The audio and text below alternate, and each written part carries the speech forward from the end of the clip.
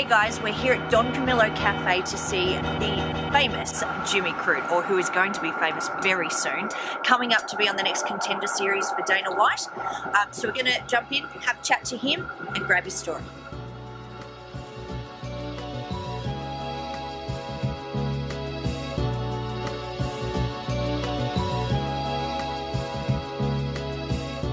What I thought we'd start off with is talking about where you got into any form of martial arts, whatever that is, and how you got into it and why you got into it.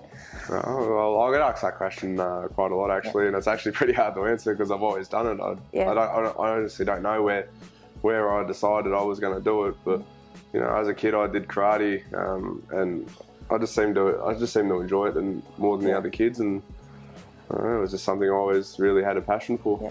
A lot of them have come from the karate background, I guess, because that was bigger here in Australia, wasn't it? Yeah, and I think it's just based on discipline and respect, and it's just something really good to get your kids into. And yeah. Is that something you would suggest to other parents out there? Yeah, karate, and it teaches like especially the contact stuff.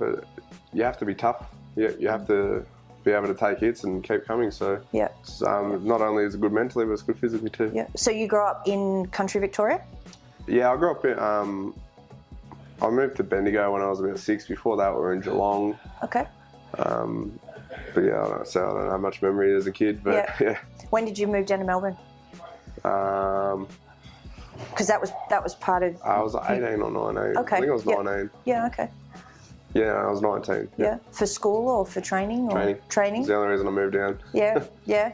I love Bendigo. That's where I grew up, and that's where I'll end up once I retire. But I'm here for the training. So. Yeah, that's awesome. How did you feel about making that move? Because that would have been huge at 19 to.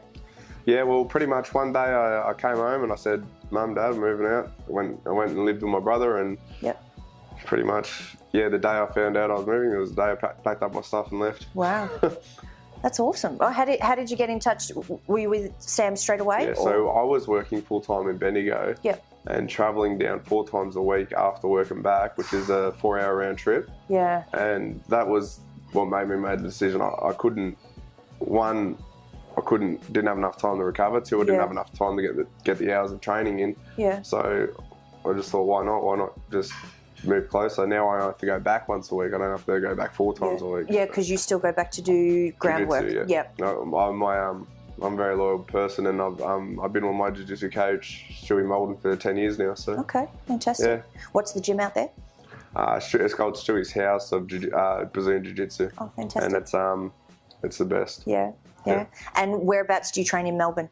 All over the shop, actually. My base is at North Melbourne Boxing Fitness with Sam on a few days a week.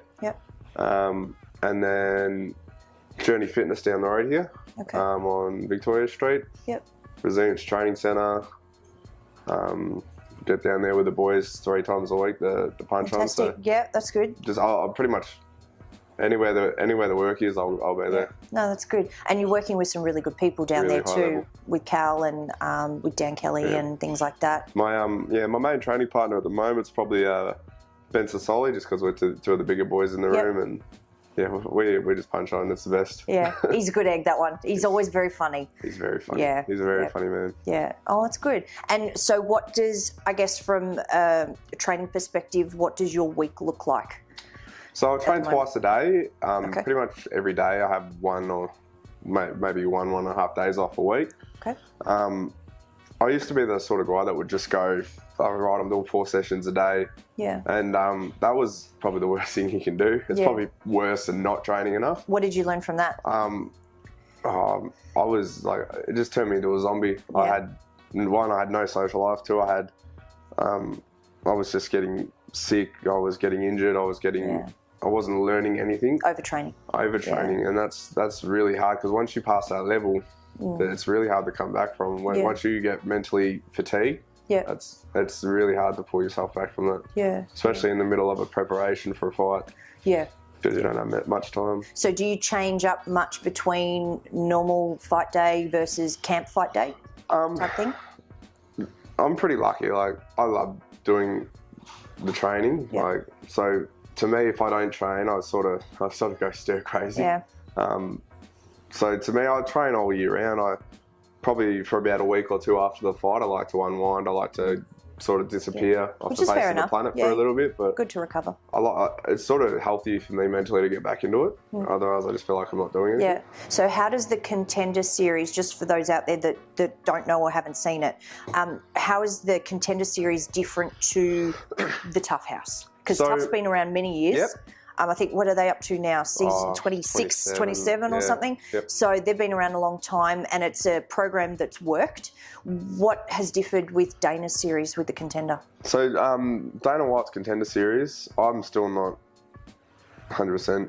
Like, I don't know the details and stuff, but I know that it's Dana White's promotion. He owns it. Yep. And basically, they scout the world, and they're using it as a feeder promotion to get into the UFC. Okay. So basically, they said to me, they don't want to sign me with the Contender coming up because they're going to sign a lot of people from that. Yeah. So their roster's already full, and that's how we get in. And once you get there, who do you fight? Are you there for a few weeks and go through a few fights, or is it just one fight? Just one fight, and it's pretty much come in, show me what you got, and if we like you, here you go, here's a contract. Wow. Do you know who you're fighting yet? Yeah, we found out early on in the piece. They just said, what do you think about fighting this guy? And when Mick Maynard says, do you want to fight him? You just say yes, please. you don't say anything, but I'll be there. Yeah, awesome. And how do you feel about the matchup? I think it's a good matchup. I'll fight anyone. I don't care. If they rang me and said, "Oh, look, Chris Birchler's pulled out. You need to fight Mike Tyson, Anthony Rumble, and John Jones all at once," I'd go, "Yeah, no worries." Yeah, okay, I'll give it a go. But no, Chris Birchler, he's got a very ugly, sort of gritty style. Okay. He comes forward. He's not afraid to punch on. Yeah. But I think either are you, based on your last fight, Hex fight? I can't help myself. I can't help myself. That was a brawl. I love it. Yep. As soon as I get hit, I just let's go. Yep. But yeah, he poses some challenges, and I'm not taking him lightly. But I'm just going to do what I do every other time. I'm not going to sit here and say, "Oh, I'm going to knock him out in the first round." And I think that's bullshit. Yeah. I just go to fight, and that seems to work for me. Yeah. No matter what happens, I'm going to be there, and I'm going to be coming forward, and I'm going to be trying to take his head off and choke him out. Yep. So I'm not going to say what I'm going to do. I'm just going to go out there and do it. Yeah, true. And I think with MMA, you've got to kind of just go with what works with you, because whatever game plan you had 10 minutes ago might be completely different after you've been knocked in the first 3 seconds. Everyone's got a plan until they've been punched in the face. Yeah, then plan goes way out window. Yeah. And my plan is just to take everything and give it back. What's the next step from there? Is that you go into the list of fighters currently in UFC, or is it an instant matchup? Will you get any layoff time to? Sure. I'm pretty sure they pretty much go, "Oh, here you go, here's a fight." Yeah. I'm not sure how it works. Yeah. Okay. I'm sure everyone's different. Yeah. You never know. I could go out there and get injured. Yeah. And then win the fight, get injured, and then have to have a few months off. Yeah. But I think either way, it'll be a fascinating experience. Yeah, I want a quick turnaround. I want to go again in the end of the year. I know they're coming back to Australia at some point at the end of the year, so I'd love to be on that card. And I like fighting, so I want a quick turnaround. Yeah, how many times a year do you normally aim to fight? Since I started, I've had 3 a year. That's all right. That's good. I get to fight every quarter and then have 1 quarter off. Oh, that's good. Yeah, good for recovery and things like that. Yeah, it's good, and you need a mental break. When I first get signed, I'd love to just go like 5 in a year. Yeah. And then just smash them out and then sort of be able to pull back eventually. But yeah, even to have 8-9 months off just to kind of reflect. How's the last 12 months gone? Yeah, do the cowboy for 1 year and then just be able to sort of chill out and sort of fight maybe 3 or 4 times, 2 times in the next year.